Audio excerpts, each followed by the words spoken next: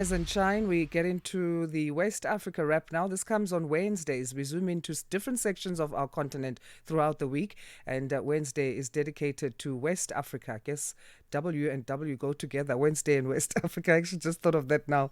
And to help us take a look at this and get analysis is political scientist and conflict resolution analyst Dr. David Matsanga.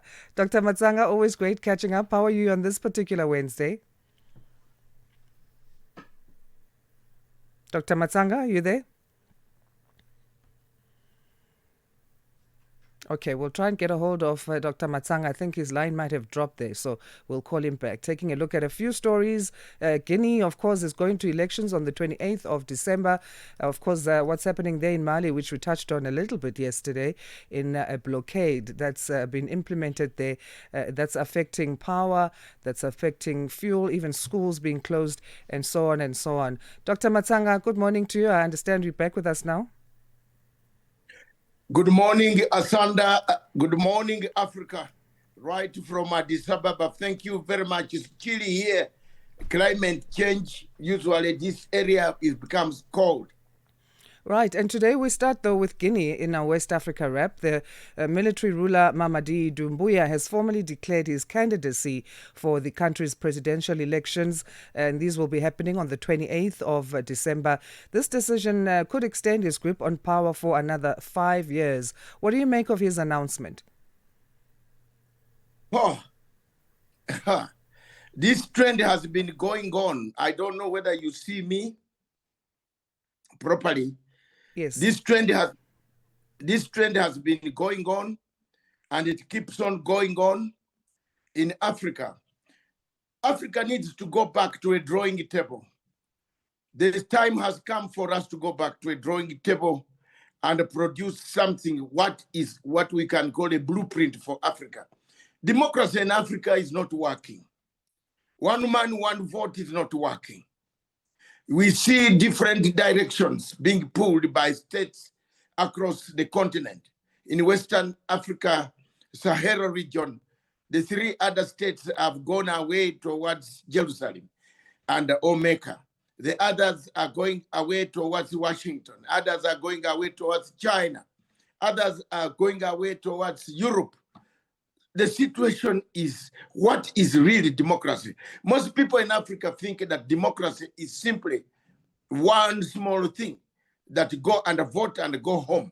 No, democracy is an institution.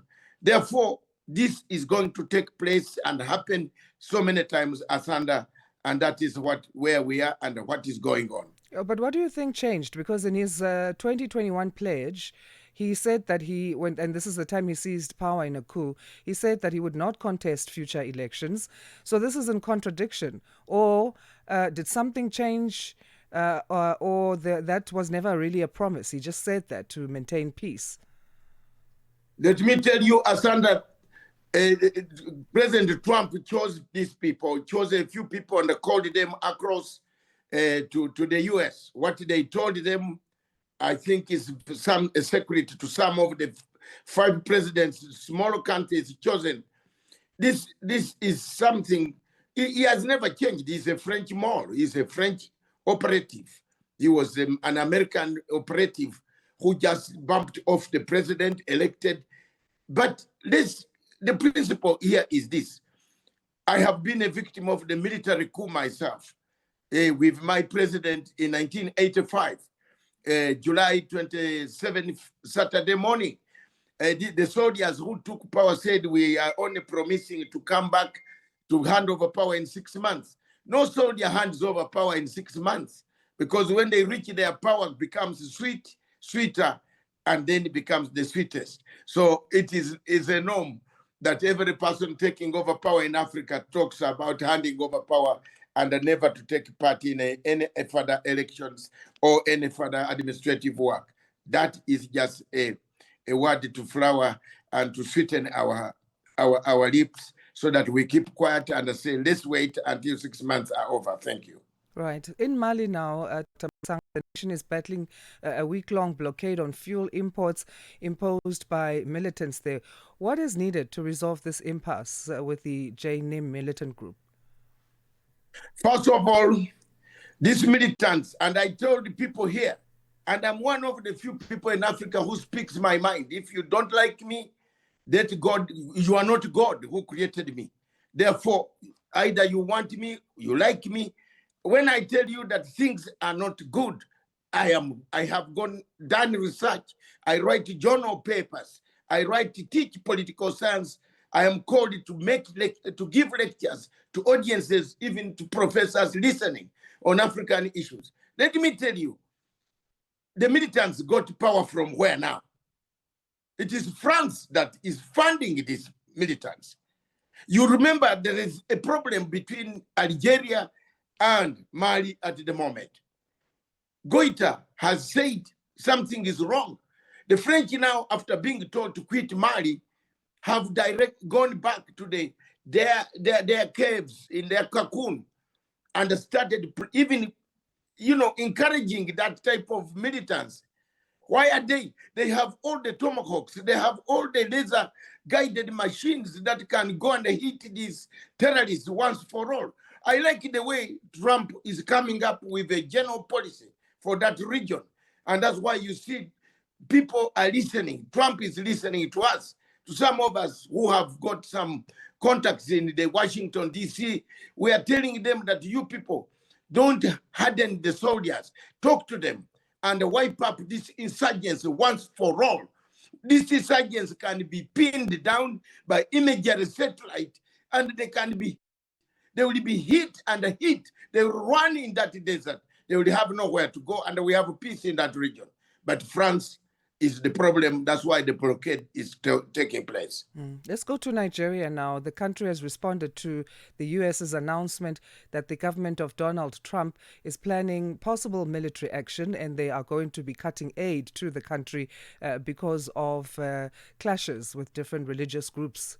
What do you make of the response that the Nigerian government has given to say that Donald Trump does not have the information that is reflecting reality, but yet he wants to take action against them?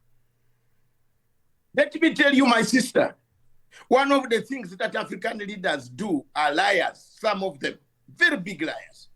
That man, Tinubu, is one of the biggest liars. And how many times have I been to court? Dr. Matsanga has been to court, Banjul, Arusha. Where? European Union. Where haven't I been? United Nations, OCHA, court for arbitrary. This is a country that should not exist now. And Trump, don't just stop on just cutting off aid. Come and help these people. These guys, look, is a country. Nigeria is the only country in Africa that does not listen to any court order. How many court orders have been made? They abduct people. They abduct, rendition people. Nigeria is the only country in Africa which has not signed to any other treaty apart from just coming for singing coffee, drinks, wine, and tea, and they go back. They have never signed. Where will you get them to come on table? How will they agree? Tinubu response was the most stupid, obnoxious, sardonic response that I have ever had of a head of state replying to an American serious accusation. 400, 500, 600 killed Christians and moderate Muslims who want to plead with them that don't kill other friends who have lived here with people for a long time. They have been killed. Asanda, that was not a reply at all. That was a comic, a theater of absurd. And I'm told that last night he had very serious problems answering questions with Vice President Vance. Trump is really upset. He didn't want even to meet him. But he begged that I should come. Then Trump said, go and meet the secretary and my vice president, not me. Because the machines are ready. Nigeria, don't waste your time going to plead. The machines are ready. You have been killing too many people, and the machines are coming. If you think I'm joking, just read my lips. They are coming. Let's go to the Gambia now. The country has issued a strong warning against the return of exiled former President Yahya Jammeh. He faces crimes in his country. Can you take us back in terms of what these crimes are? Crimes against humanity, crimes of corruption. I was one of the few people, Asanda, who overthrew Yahya Jammeh.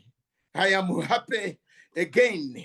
And I'm one of the few people who installed that president who was an askari in one of the stores near my house in London, in Croydon, Angus stores. So I am happy that this is happening. I have told them unity, redemption, strategy, forgiveness is one of the things that you must preach. I told Adama Barrow, the past is gone. Don't come and open the wounds. We removed Yahya Jammeh. I took a satellite radio station. Gambians had nothing to even use to broadcast. Any Gambian who is listening to me will come and tell you that man is 100%. As soon as this gentleman came to power, they don't remember you. They have never even remembered me to give me a medal. Yet he didn't know how to get to leadership. He has made a very terrible mistake. He has got Yahya Jammeh, his ministers like Bensouda, who is an ambassador, a high commissioner in London. Bensouda should be in jail, should not be an ambassador in London. She should be in jail. So if you have forgiven Bensouda, why don't you forgive Yahya Jammeh? Bensouda was the minister of communication, of justice and constitutional affairs, who helped to maim and kill so many journalists in Gambia. So you name her as an ambassador in the United Kingdom. It's an abuse. Therefore, Adama Barrow, I will soon write to you a letter to say, my friend, you have betrayed me.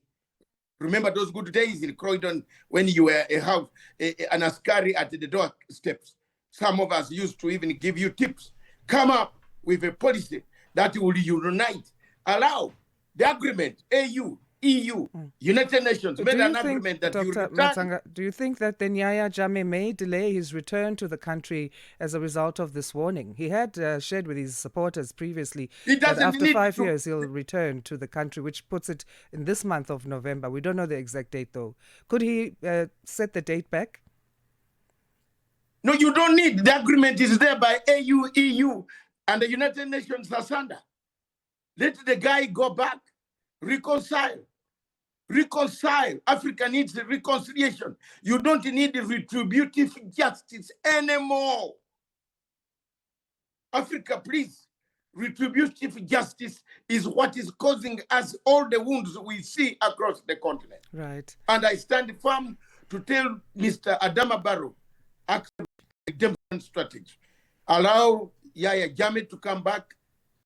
Let him do a reconciliation, forgiveness, and ask for accountability, and forgive him for the nation to move forward. Thank you, Dr. took a lot Matsanga. of money.